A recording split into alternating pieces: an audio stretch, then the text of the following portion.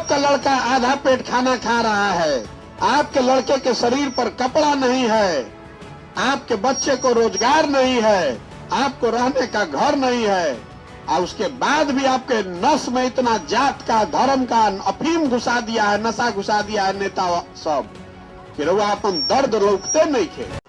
देश के स्तर पे जितना पैसा बैंकों में जमा होता है वो उसका 70% राशि लोगों को ऋण के तौर पर, लोन के तौर पर मिलती है।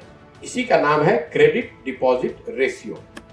मतलब कितना पैसा डिपॉजिट हुआ, उसके अगेंस्ट बैंकों ने ऋण कितना दिया। बिहार में यह आंकड़ा लालू जी के जमाने में 20% से कम था।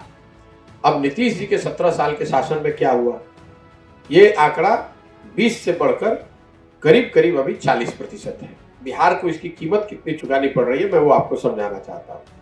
पिछले साल गरीब बिहार में लोगों ने 4,21,000 करोड़ रुपया बैंकों में जमा किया।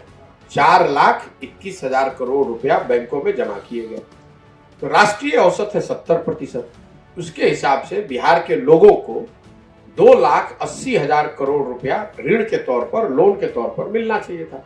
चाहे आप टैक्सी चलाना चाहते थे, सैलून चलाना चाहते थे, मछली की खेती करना चाहते थे, अंडे का कारोबार करना चाहते थे, जो भी छोटा मोटा व्यापार करना चाहते थे, इसके लिए आपको 2,80,000 करोड़ रुपया बैंकों से ऋण मिलना चाहिए था। 4,21,000 करोड़ हम लोगों ने जमा किया। बिहार के लोगों को मिला 1,60,000 करोड़ रुपया, और बाकी पैसा जो 2.5 लाख करोड़ है वो बिहार से बैंकों के माध्यम से उन राज्यों में चला गया जिन राज्यों में उद्योग धंधे पनप रहे हैं। तो बिहार की गरीब जनता की कमाई या जो हमारी बचत है, इस पैसे का उपयोग करके कर्नाटक में, तमिलनाडु में, गुजरात में, महाराष्ट्र में उद्योग धंधे लगाए जा रहे हैं, वहां व्यापार हो रहा है। क्योंकि उन राज्यों में सीडी रेशियो 70 नहीं है, वहां पर 90, 95, 100, और बिहार के लोग बिहार में 100 रुपए जमा कर रहे हैं तो हम लोग को 40 रुपए ऋण मिल रहा है।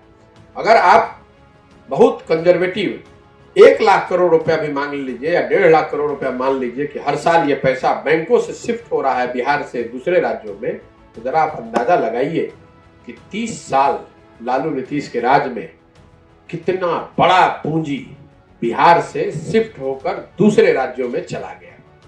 तो पैसा हम लोगों का, लोग हम लोगों के, वो सैलून खुल रहा है दिल्ली में, वो रेडीमेड की दुकान खुल रही है दिल्ली में, और हम लोग के लोग वहां जाकर उसी में मजदूर के तौर पर काम कर रहे हैं।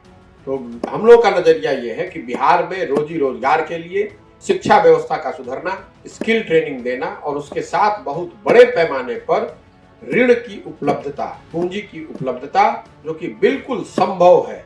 क्योंकि ये बैंकों पर, ये कोई हमारी सोच नहीं है, बैंकों की ये जवाबदेही है। हर साल इसकी बैठक भी होती है, मुख्यमंत्री स्वयं उस बैठक में जाते हैं।